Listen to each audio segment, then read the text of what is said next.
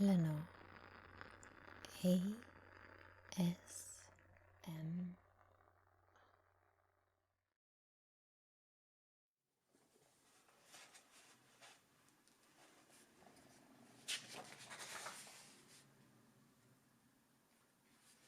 Oh, hi.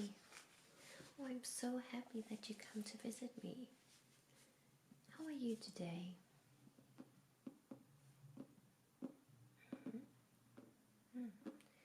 I brought a book for today, my Grimm Tales for young and old, and I brought a very special fairy tale for today. So just keep yourself calm and comfortable, yeah? Like I did here in my big armchair. Yeah, I don't know if you see it here, it's very comfortable. So, and now I will read the fairy tale to you, okay?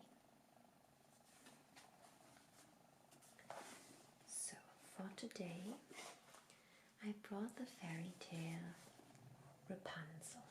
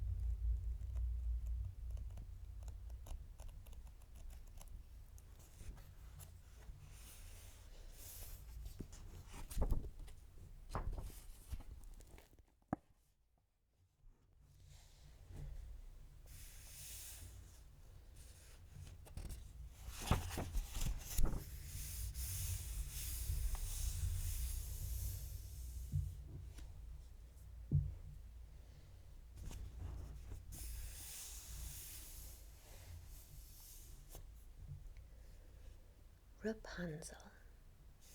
There once lived a husband and wife who longed to have a child, but they longed in vain for quite some time.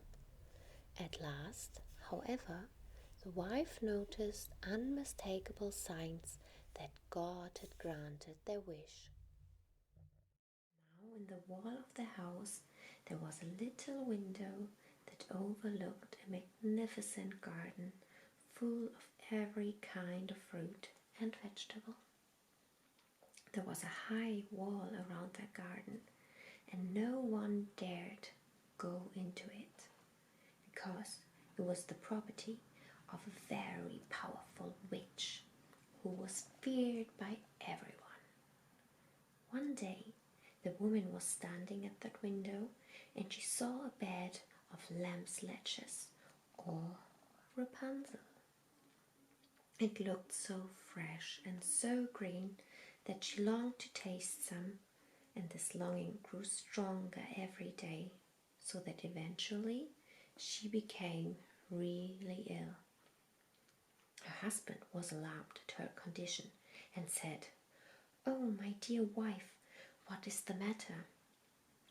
"Oh," she said, "if I can't have any of that Rapunzel in the garden behind our house, I'll die." The man loved his wife dearly, and he thought, rather than let her die, I must get her some of that Rapunzel. I don't care what it costs. So as night was falling, he climbed over the high wall and got into the witch's garden, where he pulled up a handful of Rapunzel.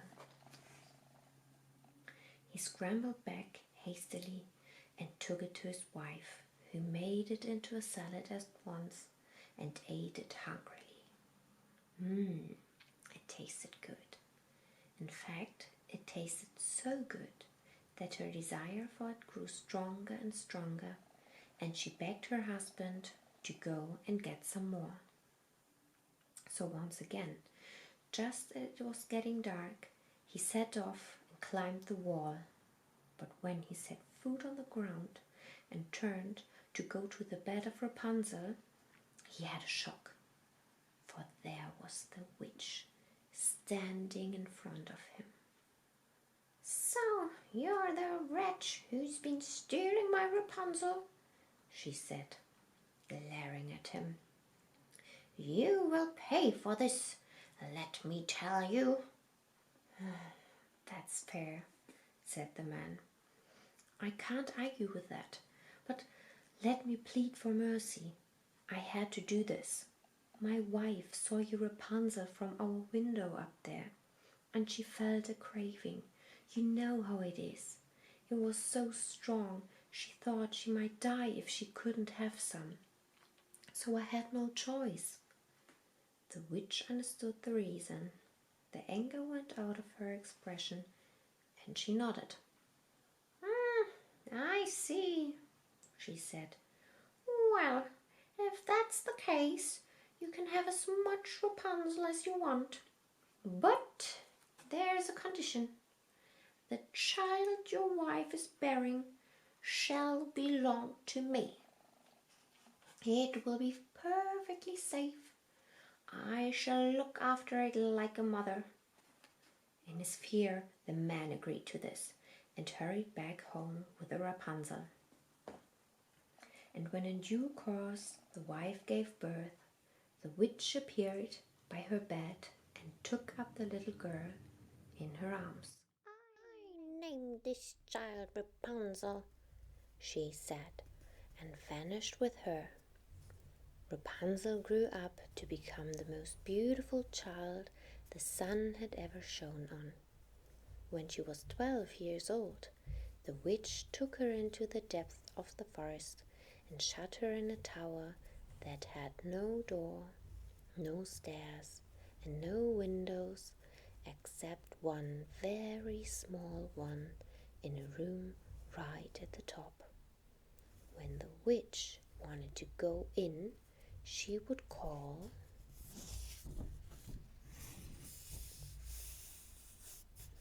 "Rapunzel, Rapunzel, let down your hair." Rapunzel had beautiful hair, as fine as spun gold, and of the same lustrous color. When she heard the witch calling, she untied her hair and fastened it around the window hook before letting down its full length all the way to the ground, 20 yards down, whereupon the witch climbed up into her little room. After she had been in the tower for some years, it happened that the king's son was riding through the forest. As he came near the tower, he heard a song so lovely that he had to stop and listen to it. Of course, it was the lonely Rapunzel singing to pass the time, and she had a sweet voice too. The prince wanted to go up to her, but there was no door to be found.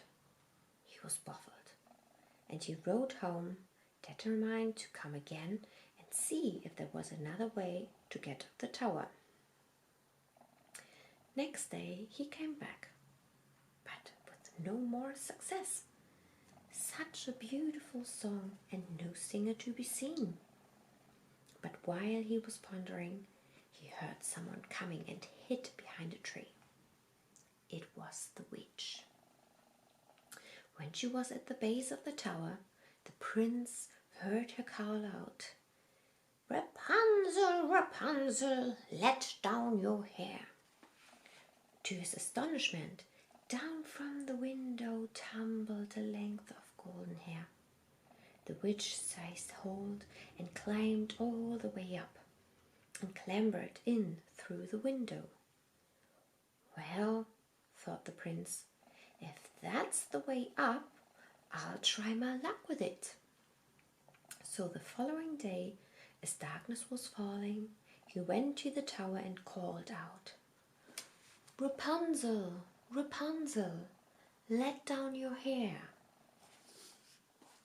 Down came the hair, and the prince took its fragrant thickness into his hands and climbed up and jumped in through the window. At first, Rapunzel was terrified. She had never seen a man before. He was nothing like the witch, so he was strange and unfamiliar to her. But he was so handsome that she was confused and didn't know what to say. However, the prince is never lost for words, and he begged her not to be frightened. He explained how he'd heard her lovely voice singing from the tower, and how he couldn't rest until he found the singer, and how, now that he'd seen her, he found her face even more beautiful than her voice.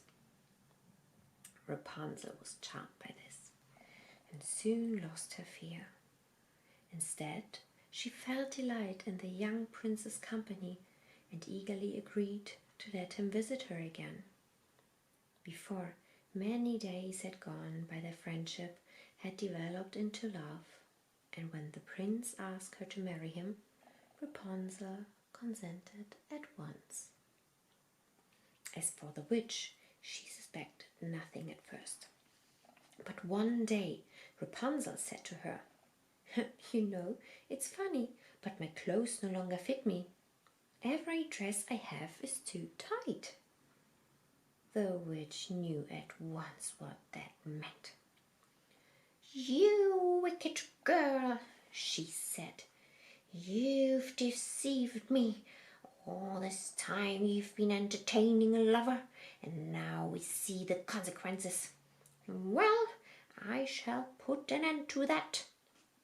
She took Rapunzel's beautiful hair in her left hand, snatched up some scissors with her right, and snip, snap, and down fell the lustrous strands up which the prince had climbed.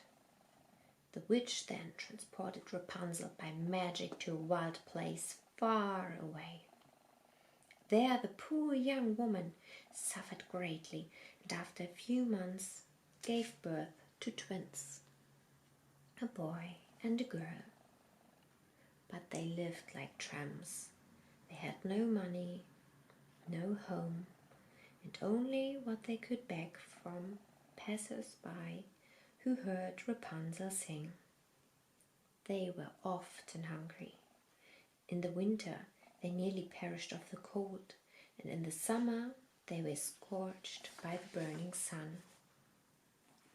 But back to the tower. On the evening of the day when Rapunzel's hair was cut off, the prince came to the tower as usual and called, "Rapunzel, Rapunzel, let down your hair." The witch was lying in wait. She had tied Rapunzel's hair to the window hook, and when she heard him call, she threw it down as the girl had done. The prince climbed up, but instead of his beloved Rapunzel at the window, he found an ugly old woman, demented with anger, whose eyes flashed with fury as she railed at him. "You're her fancy boy, are you? You worm your way into the tower. You worm your way into her affections. You worm your way into her bed. You rogue, you leech, you lounge lizard, you high-born mongrel. Well, the bird's not in her nest anymore. The cat got her. What do you think of that, ah? And the cat will scratch your pretty eyes out, too, before she's finished. Rapunzel's gone. You understand? You will never see her again." And the witch forced the prince backwards and backwards until he fell out of the window. A thorn bush broke his fall, but at the terrible cost of piercing his eyes. Blinded in body and broken in spirit, the prince wandered away. He lived as a beggar for some time, not knowing which country he was in. But one day he heard a familiar voice. a voice that he loved, and stumbled towards it. And as he did so, he heard two more voices joining in, the voices of children, and suddenly they stopped singing, for the mother Rapunzel had recognized the prince and was running towards him. They embraced, both of them crying with joy, and then two of Rapunzel's tears fell into the prince's eyes, and his vision became clear once more. He saw his dear Rapunzel, and he saw his two children for the first time. So, reunited, they traveled back to the prince's kingdom, where they were welcomed, and there they lived for the rest of their long and happy lives.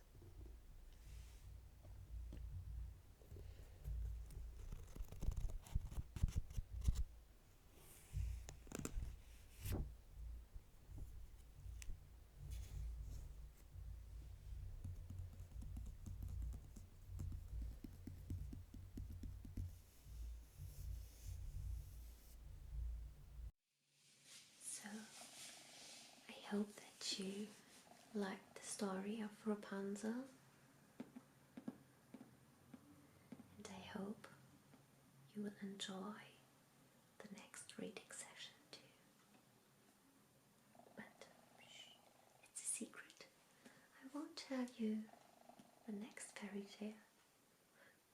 But now I hope that you can relax and sleep well.